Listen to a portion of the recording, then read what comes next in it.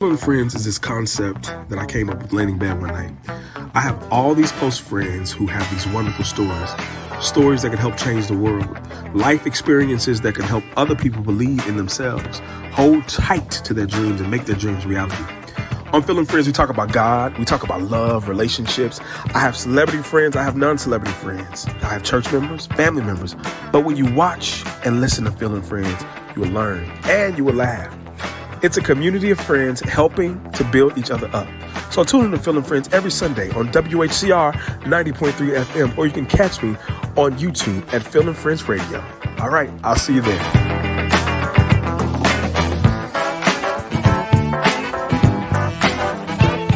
WHCR 90.3 FM, the voice of Harlem. What's up, everybody? It's me, Phil, and I'm so happy to be back live here on air with you. My friends, I've got a great show for you today. I've got my first youngest guest ever on Feeling Friends. I've got Brielle Belay and her lovely mother, Jenise Belay. We are here. We're going to talk about their new book, Still Rocking My Crown, a memoir about a mother and a daughter experiencing alopecia. So without further ado, here are my guests for today, Jenise and Brielle. Hey, y'all. Hey. How y'all doing? Good. Pretty good. It's so good to see y'all. You know, we had a little struggle at the beginning of the show, but I'm so happy that you are here. You know, Brielle, I told you before we started, you are an inspiring young lady. And I have been watching you since you were a baby, truly. Via Facebook and Instagram, and you are just blessing the world with your spirit. And I thank your mother for sharing you with us. Absolutely. How y'all doing today? Tell us about who you all are and where you're from. You want to go first? My name is Brielle Belay, and I'm 10 years old. I'm from Alpharetta, Georgia. And my name is Jenise. You in? Go ahead, I'm sorry. Oh, I'm going to 5th grade. Oh, 5th grade. Wonderful. Upperclassman. Yes, upperclassman. And my name is Jenise Belay. I'm Brielle's mom, and I am originally from St. Louis, but we currently live in Atlanta, Georgia. Absolutely. We love St. Louis. That's the home of Sweetie Pies, right? Yes. Sweetie Pies. Yeah, Sweetie Pies. Yep. We're known for a lot of different things. Yes. Yeah. And I've been knowing you for a long time. Yeah. And you've always had this wonderful spirit, and you can see that through your children. So you're doing an excellent job raising two beautiful young beauty queens who always compete and always win. Brielle, you're competing. You have a pageant coming up. Mm-hmm. Are you excited? I'm super excited, and I can't wait. What is that? The name of the pageant? It's called Ideal Miss. Ideal Miss. And can people give to your pageants, or can people give to when you do these things? No, not really. I mean, sometimes they'll have like people choice and people can vote. The pageant's next week. So people's choice, people can like donate $1 to kind of boost her up to win. But for the most part, it's a sport. So it's just kind of like basketball or track, it's a whole sport. I love it. Let's jump into the book. You all wrote this empowering book about your journey with alopecia. Tell us why you wrote this book and why is it so important for people to understand this journey? I wrote Still Rocking My Crown to share my story and say the challenges I had to go through and how I overcame it, and also to inspire people that might be going through the same things, similar things, or just having problems with their self-confidence to always stay strong and don't let anybody tell you otherwise, and just know that true beauty is from the inside. Absolutely. True beauty is from the inside. Mom, why was this book for you important for you to write? So, for me, the book was important because Brielle and I, we really just needed an outlet to be able to express ourselves. When she was going through her hair loss, it was a very tough time for us. And we really didn't have the support or the resources that we needed. And we both, just decided that, writing this book and kind of creating a blueprint to those mothers and, children who may be going through something. And when you read the book, you're gonna see two different perspectives. You're gonna see a perspective of a mother, and as mothers, we are here to protect and make sure that our babies are good. And then you're gonna hear a perspective from a little girl who, her identity was wrapped into her looks, her crown, her hair, and that was that was something that was taught. That was something that I taught her, and to have to relearn and redefine beauty. We both had to learn that together. And so I think that people are going to be inspired by her transformation, and my transformation, and just my perspective on life, and just what my role as a mother is. You said something, because you've always had, both of you all have always had beautiful hair. I know your mom from school, and people do get caught up. Even tonight, I'll tell the audience, why he has a fro. I thought about you because I was going to get my braids, and I said, this young lady has an empowering story, and we get so caught up on the way we look, and it's not about what we look like on the outside. Because Brielle, you are a beautiful young lady, and you can never take that away from you. But when you lost your hair, because your hair was down your back, you had, like you and your sister, long locks. How did that make you feel? I mean, as a young person, and how old were you? Was this last year, the year before last? Yeah. I was 8 years old, and now I'm 10, so that was like almost 2 years ago. How did that make you feel? It made me feel so scared, because I've always treasured my hair. I thought hair was the most important part of me, and I thought if you didn't have hair, you really didn't have a crown. And now that I don't have any hair, I learned that you have a crown no matter what hairstyle you have. You can be bald, you can have locks, anything. You still have a crown. Did you cry a lot during that experience when it first happened? I cried a lot. Did you? I was crying the whole entire time. And how did you? I know you have a sister. And what's your sister's name? Brooklyn. Brooklyn. Did you depend on Brooklyn a lot? Did she get you through the rough times? Did she? Yeah, she was crying too. She was crying with me. Was she? And that's so important, right? Sisterhood is so important, right? Let's talk about that, Mom, because you have two daughters. Yeah. And you're raising them as beauty queens, but you're not, that's like an actor or right. Yeah. What's the importance of raising children to know what's the character on the inside versus what's on the outside? Yeah, again, that I came from the entertainment world, and image was everything, right? I used to be a professional singer, and then my daughters were professional models and actors, and they did pageants. And so again, like, they come from an industry where image was everything, and that's how they made money. Brielle has been in a lot of national campaigns, print modeling, and so it was a lot, right? And so the challenge of relearning how to love ourselves, from the inside, right? And that's something I've always taught them, like, you have to have self-love and things like that. But again, when you come from, social media and just how people look at image, girls with longer hair or people who had hair, they may go a little further than someone who doesn't. And sometimes being different, not everybody embraces someone being different, right? And the one thing that we now kind of view hair as more of an accessory. It's not a necessity. Because you can take it on and take it off, right, Brielle? You can just you can get some, you can buy some, right? Yeah, exactly. You can wear a wig, you can rock it however you want. Right. And that's something that, as a mom, like, I've now had to reteach our love for hair. I mean, it's great to have. I have hair, and I still cherish it.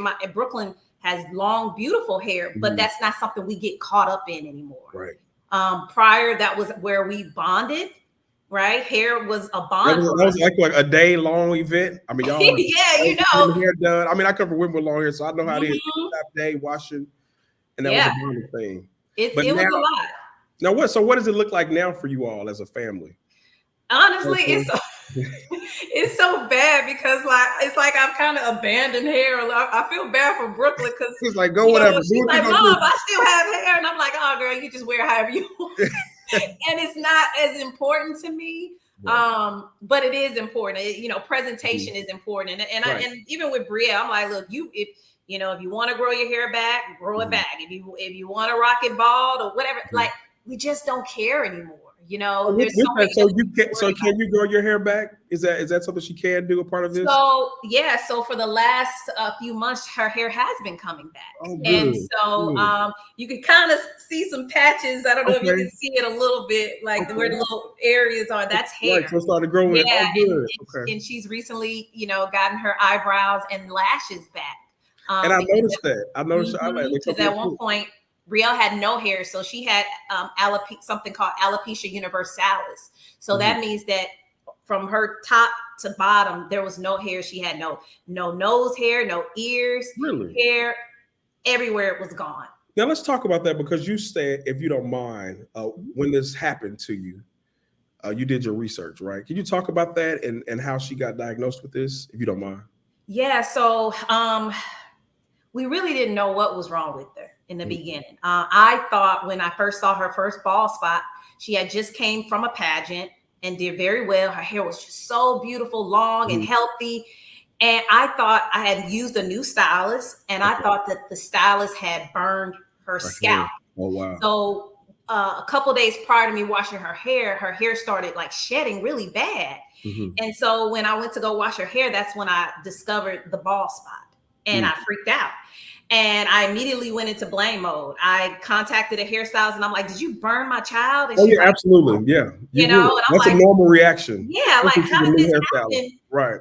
so quickly? Right. And she was like, man, I don't think that's burn. I'm like, no, you did something. So I immediately called a dermatologist, and they kind of, blew it off like, oh, mom, it's a little heat damage mixed with alopecia. And I'm like, yeah, okay. They were like, but we can treat this. We can treat it either slowly or aggressively. So being a fixer, I'm like, okay, well, let's do aggressively. And what happened is we use injections and things like that. And all that did was just exacerbated it even more. And then within like a week or so, she lost all of it. Right here. Well, But I that would was say a risk you had she to lost take. about 80% of her hair. Wow. But that was a risk you knew you like, I want my baby you don't want your baby to go through this. Right. A mother can do, a mother is going to take care of her child, Exactly. And so even during that time, I'm like, no, there's an underlying, okay, it's alopecia, but what caused it? Right? Something in her system is reacting to something. So what I did, I was reaching out to every specialist I can think of, a gastrologist, dermatologist. We went to a trichologist who specializes in hair. And I was getting all these first and second and third opinions. And finally, we went to a dermatologist who did clinical research, who really studies hair follicles and the immune system and things like that. And she was telling us, she was like, look, mom, she was like, did your daughter happen to get a COVID vaccination? I said, yeah. I was like, as a matter of fact, two months prior to, her hair falling out, I was like, I noticed that Brielle was starting to get sick. She had a lingering cold that literally she just couldn't shake. Really? And then that's when I started to see the hair shedding once we got back from the pageant. And she said, well, what I will tell you is that there's been an uptick in children coming in with what they call the booster effect. And I'm like, well, what's the booster effect? And she was like, well, it's when people may go and get the second dose of the COVID vaccination, it onsets alopecia. And so I did my research. I reached out. Who knew this? Nobody knew this. Yeah. And so in doing my research, I looked up the National Institute of Health, and there were cases of, and I'm like, wow, like maybe this is what happened to her. And it's all in theory. Right. But the thing about alopecia is that it can happen to anyone. Right. It doesn't matter, what you did or anything, like it can just onset. But most of the time it's your body reacting and your immune system is starting to attack your hair. And usually your hair is a safe zone because we need hair to protect us from bacteria, infections, and things like that. But what happens is that the immune system somehow gets trapped in the hair follicles. And it starts to attack the hair follicles, thinking that it's bad. And that it's like, hey, you're not supposed to be here, but your hair is supposed to be here. And so it attaches to the hair follicles, which kills the follicle and causes the hair to fall out. Wow. That's a lot. It is, right. And thank you for explaining that. We don't know this COVID-19, the vaccinations, even we're testers. We're test dummies. We were all test dummies, yeah. And I'm so sorry you had to go through that, Brielle, and going through it. But I will say you have a little hope. You got a little patch, and you never know what your life is going to do. And this is a moment for you. We'll talk about that later. How did you feel when you went to school and didn't have hair? How did that make you feel, Brielle? I was so scared because even when I first started, I thought people were gonna bully me, and they did. Did they? But at the same time, I felt relieved just not to have hair and like not have to hide behind a wig. Yes. My friends were like, "Oh, Brielle, what happened?" Mm-hmm. It made me kind of uncomfortable, but I still shared it with them. I was like, I have alopecia. And I know people will stare at me, say stuff about me. It did bother me a lot, and I ended up crying to my mom. Yes. And my mom went down to the school, and she didn't get them together, did she? I did. You got them together? Good. I did. What happened at the school, Brielle? I literally didn't know this. Oh, she didn't know you. I had to read the story. Okay. So she said she showed my principal.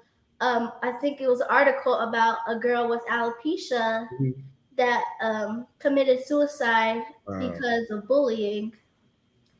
And she was like, she didn't want that to happen to me. So she told my counselor, and they put a video about alopecia on the projector so the whole entire school could see.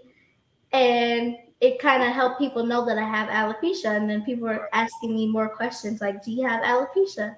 I was like, yeah, I do. Yeah, it was important for me to be proactive. After reading about the article about this young lady who killed herself, I'm like, that's not about to be my child. I'm like, I'm not going to build my child up at home and try to empower her and encourage her because we cut her hair off during like a winter break. So it gave me time to really like love on her and rebuild her self-esteem. And then she went to school and I started to see her digress. And I'm like, yeah, something's not right. And then she finally opened up like, Mom, they're staring at me. They're bullying me. And so I went to the principal. I'm like, you're not going to fail my kid. I said, your job is to make sure that she's there to learn and to be comfortable. And I said, so we need to address the elephant in the room. And the elephant in the room is that out of hundreds of kids, my child is the only girl or person in the school with alopecia. So instead of just ignoring it, let's educate these kids because, kids don't know. So let's educate them. And so they have this little initiative where they talk about differences or kids with different conditions. And so they featured alopecia. And it just allowed the kids to ask Brielle questions. And then by that happening, it stopped the bullying. That's an amazing, amazing story. It speaks to the power of women, of a mother, a Black mother, and Black women throughout centuries, Brielle, have to fight for their children and fight for their lives. And so that is a testament to you, Jenise, for that. And what would you say to parents who don't have the self-confidence that you have, who are dealing with children who are battling bullying? What would you say to those parents? And how do you give them the courage that you have? And obviously it comes from your parents and your background. What would you tell them? Yeah, I mean, this is your seed. I mean, you have to protect it with every fiber of your being. And that was my thing. Like I knew what type of child I raised. And I would just encourage parents to, number one, support your child wherever they are. And even for me, I was like mama bear. I wanted to like protect her, but I also had to kind of learn to dial back and allow Brielle to step into this moment. Because I feel like if we shield our kids from everything, they'll never learn from anything. And that's where resilience and strength is made. And so there are moments where she needed me, like talking to the school, but there are also moments and opportunities where I tell Brielle, when someone is looking at you, hey, walk up to them and say, hey, I noticed that you're looking at me. Do you have any questions? I know I'm bald. Would you like me to tell you what's going on? Because there's no point in getting offended because sometimes people just don't know. So again, my advice to parents is that we have to show up for our kids the way they need us. Absolutely. And, we have to be their voice in those spaces where they don't have one, but also still allow them to have their own voice because that's the only way they're going to evolve into the people that they are. So Brielle, are really soaring. Brielle, are you speaking up for yourself now? Are you walking up to people and are you still shy? You seem so nice and sweet. People they don't really ask me, but they'll look. And I'll be like, yeah, I have alopecia, and I'll explain what alopecia is. Good. And just to get them to understand that if you see somebody that might have alopecia, it's not, well, anything just being bald, like it might not be cancer, it could be anything. Be anything, It absolutely. could even be a choice. Like some people just may want to be bald by choice, but Absolutely. yeah, because a lot of times what she experienced is that people thought she was sick. You Right. know, Someone would think that instantly. If you Yeah, I was called cancer girl. really, Mhm. I'm sorry to Yeah. hear that. And that's, that's hurtful. I mean, cancer is definitely something that is very traumatic, and and I sympathize with all those people. But for her, it was like, Mom, like they're wishing something on me that I don't have. I'm not sick. I just don't have hair. And without brows and lashes, it made her look even more sick. And so it was a difficult time for her, but like I said, every day we're navigating it. I mean, even now she still gets stares, like it'll never go away. How did this test your faith, Jenise? How did this test your? Ooh, let's talk about that. And that's what's going through my head right now, because I wouldn't have, we go through things, and I'm, we're all spiritual beings, and I know you probably had to question, why is this doing my child? Why is this my child? What was it like for you? Yeah, I talk about it in the book. Let's talk about that. Let's talk about this time when Brielle was going through this situation. Our family as a whole, it was like a black cloud was literally attacking our family. It was like a black cloud over our house at a point. And we've always kind of lived in the light, and it was almost as if the enemy was truly attacking our family from different angles. And I had to lean on my faith. But let me tell you, I'm like, God, why is this happening to her? Like, give it to me, like not to her, because it was just such a trying time, because again, at one point I didn't know what was wrong with her. We didn't know if she was sick. We didn't know if she had kids. We didn't know anything. We didn't know. It was just you just lost out there. We were lost. And so a lot of prayer. But yes, I'm not going to say it questioned my faith, but I felt like God was taking us through a storm to get us to the light of a whole new chapter in our lives. And at the time I couldn't see it. It was very cloudy, but to see where she has overcome is like, God was like, I got you. Sometimes God does that so we can get to where we need to be. And Brielle, and I'll tell you this, as you get older, you're going to face a lot of storms, but you can always look back at this and say, oh, I got over. And this is nothing, because I was doing this at 8 years old, and I can tell you what God can do. And you can see that through your mom. And I think sometimes the enemy tries to attack the light, because you have always been nice. And you always you be throwing down. Your mom can cook, can't she? I was gonna cook. She can cook too. You cook too. But you always show a light online, and that's what it does. And they will try to attack the light. Yeah, and that's what it felt like. I was in a really dark place, because I'm a fixer, and this was something I could not fix. No matter how, it didn't matter how much money I had. It didn't matter the resources. And I went to all the best doctors. This was something I couldn't fix. And this was that testament of like, you got to lean on God. Let God fight your battles. And I remember the moment that I had, it was like, okay, I'm done. And I was yelling at a doctor. We were in the dermatologist, and I had went to a Black woman dermatologist, because I felt like she would be able to understand what we were doing, and we were trying to save her hair. Right. And I remember carrying this big bag of hair, all of Brielle's hair that she had lost. And I was like, can you test her hair follicles? And I remember this woman, she looked at me, she said, you're crazy. She didn't. And, Brielle, and I'm like, what are you like? I'm not crazy. And I just remember Brielle like looking up at me, and she's like, Mom, I'm okay. Right. And in that moment, it was like a peace had kind of came over me. And I was just like, and that was nothing but God, like, this is her battle, Mom. This ain't yours. You're going to support her in it, but this is her moment. And it was just like something just came over me, like, I got to let this go. It was crazy. That was powerful. Brielle, I don't know if you remember that moment. Do you remember that moment? I don't remember her saying you're crazy, but I remember my mom arguing back. You remember your mom I was like, stop it, Mom. But you're okay. But you said I'm okay. And Yeah. sometimes that wisdom comes from a place that you don't know, but it came from inside of you. Let's talk about the book. What's your favorite chapter in the book, Brielle? What's your favorite piece of the book? My favorite chapter is probably like the last chapter, just saying how I overcame come alopecia, and just like telling people to always stay strong. And I was just like shouting out to my third grade teacher because she was a really big help. Absolutely. Also, just it was just really, I love all the chapters actually, but that was your book. Right, your book. What's your favorite piece of the chapter, and what chapter can people go to get some resilience or to learn? Look, I'm about to go into the book now. I would say that mine was The Show Must Go On.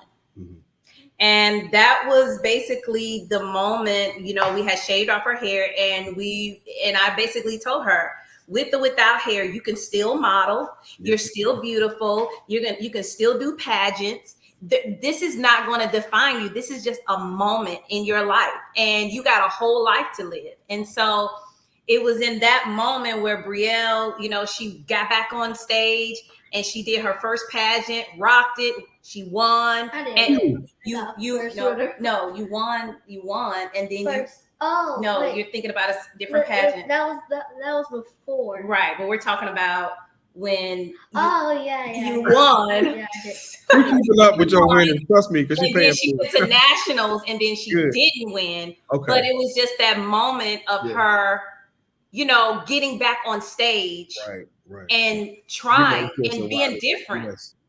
Yes. And that means so much. Is just, and I think that's a testament to so many people, is just keep going. Yeah. You cannot let these small moments, because you have a long race to run. And if you give up, and if you start to speak those negative things, and negative things will take place. Would you say, Mom and Brielle? Yep. Brielle, what would you say to a young girl who is facing alopecia right now, who's crying, who's getting bullied? What would you tell her? Stay strong. Don't let anybody bully you. And actually, I have a quote. Please read it. Yes, please. People can be so pretty, but can be so mean at the same time. And at that point, their beauty doesn't matter. Who you are in the inside matters the most. And Mom, what would you tell that little girl and mother at the same time? Yeah, I mean, to the little girl, this is just a moment, right? And you're enough, regardless. That this moment doesn't define what your life is going to look like. You know, I think some kids get so caught up in like what's happening right now, and I think that's why a lot of kids, you know, go through suicide and things like that, because they're so caught up in this one little quick second of a moment. Right. And not realizing that, you know, in life, you're going to go through different trials and tribulations, but you can get through it. And just to keep fighting, you know, self-love is the best love that anybody can give to themselves. And so that would be my thing, is to love yourself. And once you love who you are, it doesn't matter what anybody else say about you. And to that mom, it would just be, you know, trust your child, trust the process, and, you know, support them.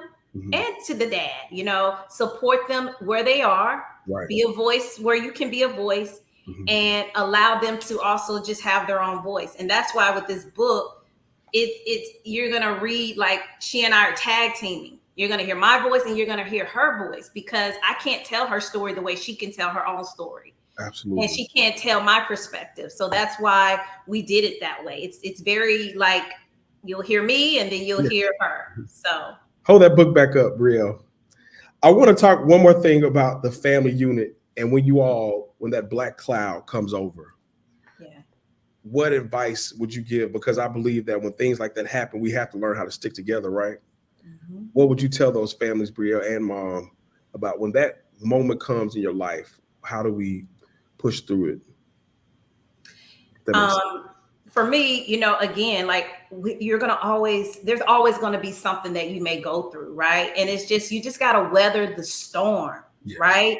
Everybody knows that after a storm, that light comes out, that rainbow comes out, And like our parents would always say, it'll be all right in the morning, right? And so, you know, in that moment, it may not feel like it, but just know that you're going to get through it. And it's tough. Like, and that season may be longer than Brielle and I season was, right?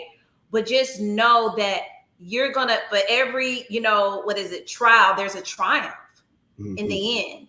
And I think that if you keep that in mind, man, you're going to make it through life. There's nothing that can bring you down. Because let me tell you, we had a storm in our lives. I mean, we literally were attacked from every angle. And it wasn't just her right, hair. Absolutely. Yeah. She said, she knows, she was there. Brielle, I want to give you the floor for final thoughts. And I want you to tell our audience what you want them to know. So go ahead and you take the floor. Any final thoughts? Like I said, people can be so pretty, but can be so mean at the same time. And at that point, their beauty doesn't matter. Who you are on the inside matters the most. So that you can be me. So So you can be so pretty, but the inside is really what matters the most. And the outside is just an accessory. It matters how nice of a person you are, how you help people, and what you do for this world, and just bringing kindness. Absolutely. That was absolutely beautiful. I want to tell you, you have really inspired me. And like I told you before this show, I did my afro and I put my little Jerry curl juice and sweat down my face. But you have inspired me, young lady. And I want you to know that God is going to bless you. He has brought you to this for a reason. You have a powerful mom and dad, and they do carry the light. And so as you go through your life, remember your mom and remember her fighting for you, because that is literally God and the ancestors fighting for you, fighting for whatever is about to come, because whatever is about to come in your life is going to be very powerful. And trust me, me and your mom and dad and everybody else can see that. Thank you. Tell us how we can get this Still Rocking My Crown, a memoir about a mother and daughter's experience with alopecia. How can we buy this? Where can we buy it? Can we send it to Oprah's book club? What can we do? Not that part. Tell them where you can find you. Tell them where you can follow you. You can follow me on 2 Belay Girls, the number 2. And you can go to stillrockingmycrown.com to get my book. Stillrockingmycrown.com. Thank you so much for coming on air. Hold tight for me, a break room. I appreciate you all both, okay? Thank you for having us. Thank you. Listen, they gave us really great information. I am so inspired by the Belay women and Brielle and her story and her testimony. You're watching Phil and Friends right here on WHCR 90.3 FM, the voice of Harlem. I'll see you guys same time, same place next time. All right. Have a good day. Peace.